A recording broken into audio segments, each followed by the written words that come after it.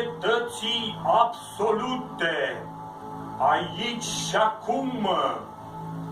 Dacia România nu a fost, nu este și nici nu va fi a mea și nici a voastră.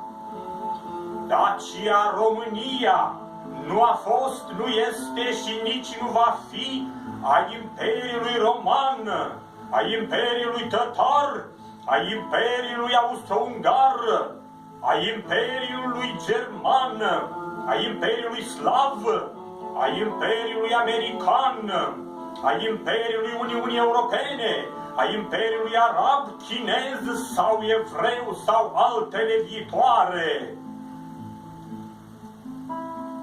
Dacia România a fost, este și va fi numai și numai a urmașilor noștri. În numele dreptății absolute.